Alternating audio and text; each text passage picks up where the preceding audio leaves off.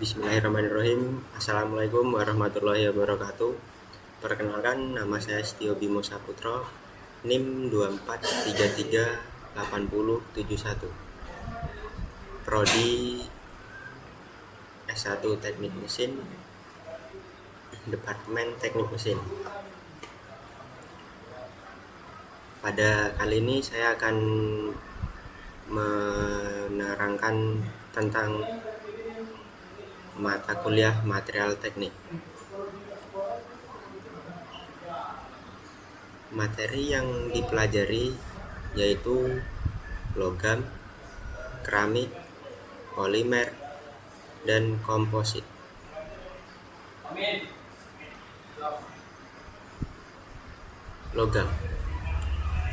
Logam adalah unsur atau bahan yang umumnya memiliki sifat-sifat seperti konduktivitas, listrik, dan termal yang baik, bersifat keras dan padat pada suhu kamar, kecuali merkuri, serta memiliki kilau atau refleksinya. Secara kimia, logam cenderung melepaskan elektron untuk membentuk ion positif atau kation dan berkaitan melalui ikatan logam yang kuat.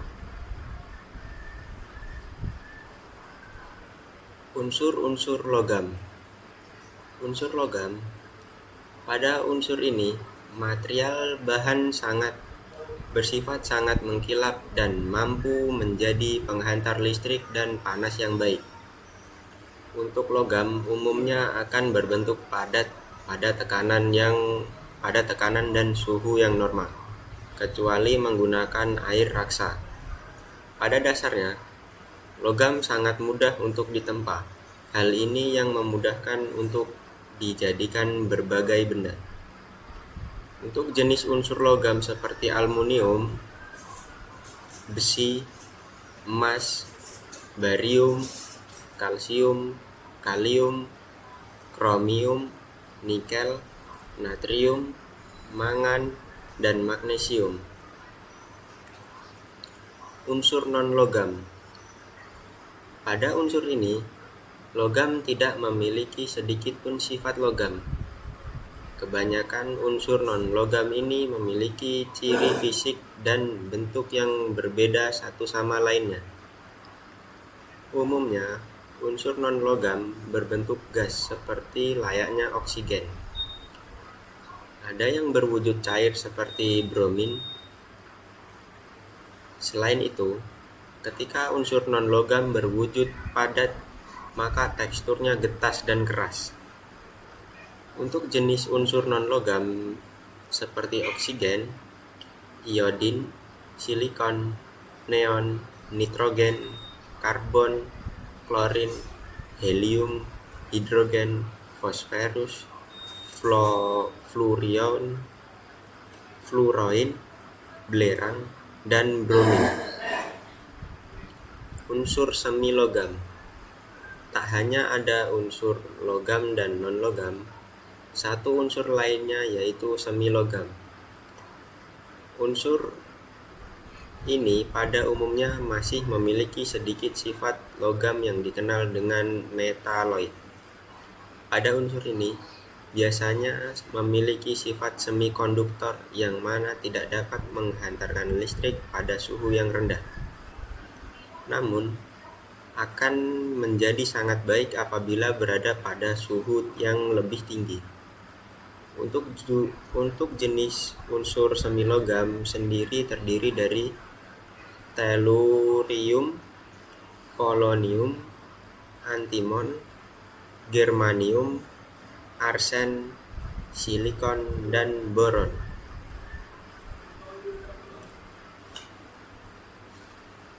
Sifat logam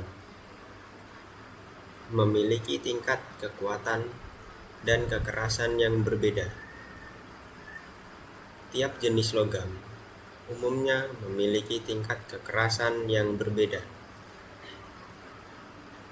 Umumnya, kekerasannya dapat ditingkatkan dengan mencampur logam lainnya. Tak perlu diketahui bahwa logam dikenal sangat kuat, hanya saja tidak dengan air raksa. Sifat yang kedua, dapat dengan mudah untuk ditempa. Logam memiliki sifat mudah untuk dibentuk dengan cara ditempa dan direnggangkan. Adanya sebuah elektron valensi membuat logam menjadi mudah bergerak dalam kristal. Sesuai dengan sifatnya, logam mampu ditempa menjadi lempeng tipis dan bila ditarik juga dapat untuk dibengkokkan. Sifat ketiga, menjadi sebuah konduktor listrik yang baik. Mampu menjadi penghantar daya listrik yang baik. Bila suatu logam dialirkan listrik, elektronnya akan membawa suatu muatan valensi ke seluruh bagian logam, sehingga mampu menimbulkan aliran listrik dalam logam. Sifat keempat, logam mampu menghantarkan panas elektron valensi yang bergerak bebas, dapat menyebabkan logam ini menjadi penghantar panas yang baik.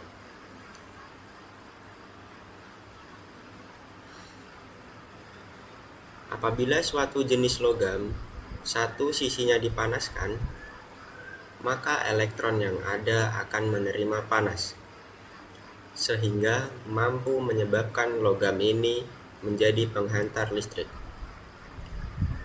Semakin energi kinetiknya bertambah dan bergerak dengan cepat, maka akan menjadi semakin baik.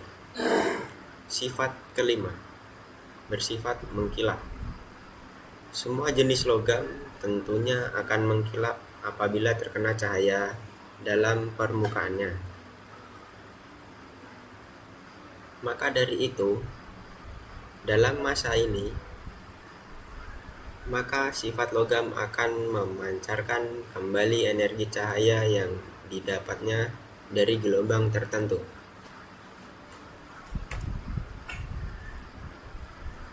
Sifat keenam, kerapatan relatif tinggi. Terkenal dengan kerapatannya yang relatif tinggi, sifat logam yang dapat menentukan atau menunjukkan struktur logam.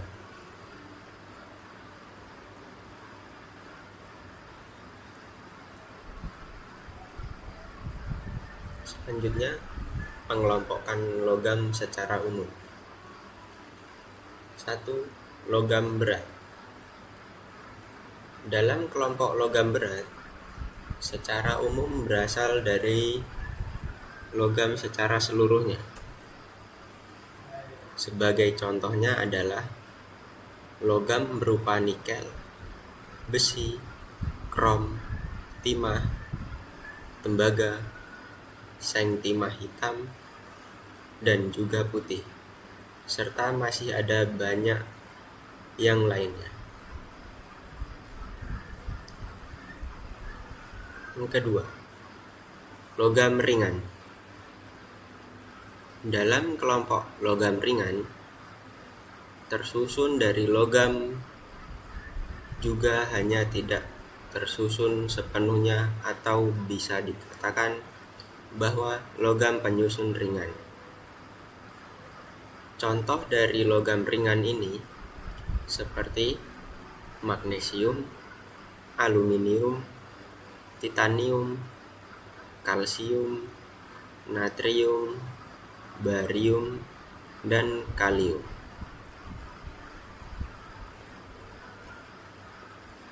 Ketiga, logam tahan api. Adapun yang bermaksud dengan logam tahan api adalah logam ini mampu menahan atau mampu tahan terhadap api dengan kisaran suhu tertentu. Contohnya, dari logam tahan api ini adalah titanium, zirconium, wolfram, dan molybden.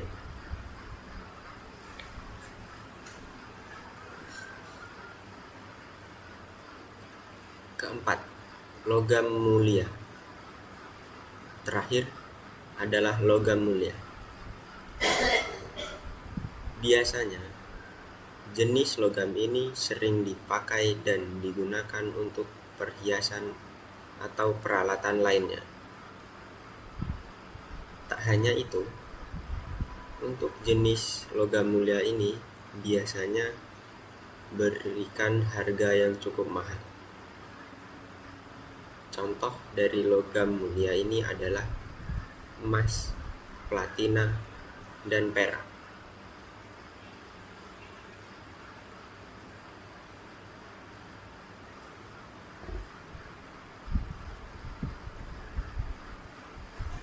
Selanjutnya, pengelompokan logam berdasarkan bahan dasarnya. Yang pertama yaitu logam ferrous. Jenis logam yang paduannya terdiri dari bahan penyusunnya berupa campuran unsur karbon dengan besi. Untuk jenis logamnya berupa besi tuang, besi tempa, baja karbon sedang dan tinggi, baja lunak, dan baja karbon campuran. Karena kekuatannya, logam ferrous sering digunakan dalam proyek konstruksi, transportasi, dan industri. Yang kedua, logam non-ferrous.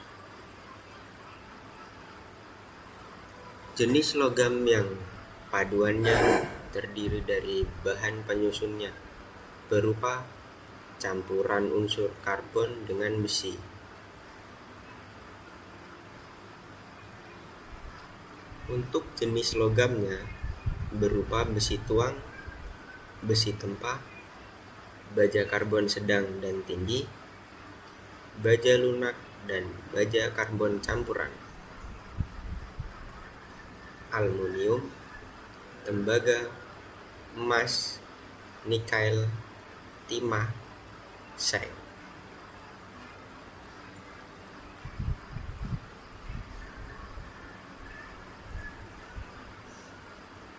Selanjutnya saya akan membahas contoh jenis logam dan fungsinya.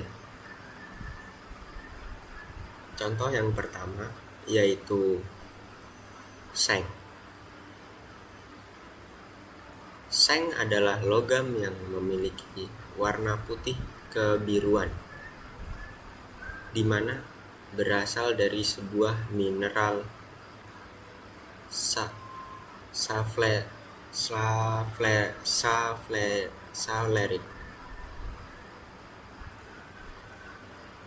Biasanya sering digunakan untuk melapisi besi agar tidak mudah berkarat atau galvanisasi.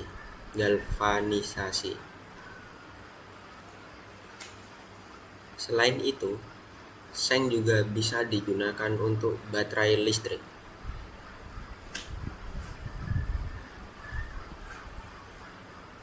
Contoh yang kedua, tembaga. Tembaga merupakan logam yang memiliki ciri khas dengan warnanya yang kemerah-merahan. Selain itu, logam ini sangat mudah dibentuk. Umumnya digunakan untuk membuat kabel listrik, alloy kuningan, perunggu, kupronikel, dan tangki air panas. Contoh yang ketiga, Solder. Solder adalah salah satu jenis alloy dari timah dan timbal, terkenal dengan titik lebur yang sangat rendah. Biasanya digunakan untuk menyambungkan kabel untuk suatu barang elektronik. Contoh yang keempat, raksa. Raksa adalah logam yang memiliki bentuk cair tetapi juga berat. Raksa memiliki warna putih keperakan, dan tak lupa raksa ini termasuk zat beracun.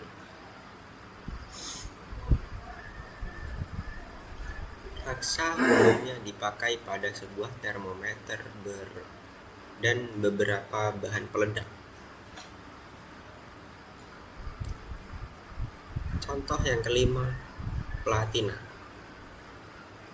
Platina adalah logam yang memiliki warna putih keperakan. Selain itu, platina sangat mudah untuk dibentuk-bentuk.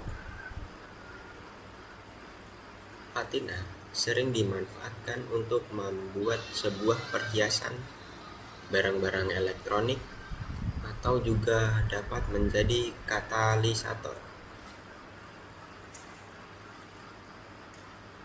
Contoh yang keenam yaitu plutonium. Selanjutnya ada logam radioaktif yaitu plutonium, yang mana dihasilkan dari suatu proses uranium pada sebuah reaktor nuklir.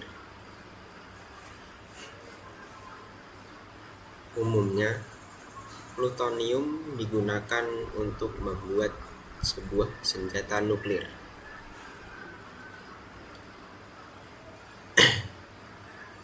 Contoh yang ketujuh, titanium. Selanjutnya adalah titanium. Titanium ini termasuk ke dalam jenis logam yang kuat, yang mana memiliki ciri khas warna berupa putih dan sangat mudah dibentuk. Titanium ini sangat tahan terhadap korosi. Biasanya, titanium digunakan untuk alloy pada pesawat luar angkasa, kerangka sepeda, dan pesawat terbang. Contoh yang kedelapan, timah. Timah merupakan suatu logam lunak yang mana sangat mudah untuk dibentuk dan memiliki warna putih keperakan. Timah sering dipakai untuk menyepuh sebuah baja dan menghentikan sebuah korosi pada alloy perunggu. Contoh yang kesembilan, timbal. Timbal adalah jenis logam berat yang memiliki warna biru keputihan dan mudah untuk dibentuk. Untuk timbal sendiri termasuk jenis yang beracun. Biasanya, timbal digunakan untuk baterai, atap, dan perisai radio. Contoh yang ke-10, aluminium. Aluminium mempunyai ciri fisik berupa warnanya yang putih keperak-perakan, sangat ringan, dan juga tahan terhadap korosi. Aluminium berasal dari sebuah biji bauksit yang didapat dari proses elektrolisis. Aluminium sering dipakai untuk kabel listrik di udara, kapal, pesawat terbang, mobil, dan botol minuman kaleng. Contoh ke-11, besi. Selanjutnya adalah besi. Jenis logam ini memiliki ciri fisik berupa warnanya yang abu keputihan. Besi dihasilkan dari sebuah proses peleburan biji hematit. Besi umumnya dimanfaatkan untuk bangunan dan alloy baja. Contoh ke-12, baja. Baja merupakan logam yang sangat kuat dan banyak digunakan dan berperan penting dalam sektor industri. Hal ini karena pada penyusunan baja terdiri dari alloy besi dan karbon, yang mana kedua bahan tersebut sering dibutuhkan dalam perindustrian. Contoh ke-13, emas. Emas adalah logam yang termasuk logam mulia. Memiliki sifat yang sangat lunak dan memiliki warna kuning terang. Pastinya, Grametz sudah tahu bahwa emas sering dimanfaatkan untuk suatu perhiasan dan alat elektronik. Contoh ke-14, kalium. Kalium ini termasuk dalam logam ringan di mana memiliki ciri fisik berupa warna keperakan dan sangat reaktif dengan bahan atau unsur lainnya. Kalium umumnya digunakan untuk campuran pupuk kimia dan dapat digunakan untuk pembuatan kaca. Contoh yang terakhir, kalsium. Kalsium memiliki warna putih keperakan, termasuk dalam logam yang sangat mudah untuk dibentuk. Dalam penggunaannya sendiri, kalsium biasa dipakai untuk membuat semen atau baja dengan kualitas yang tinggi.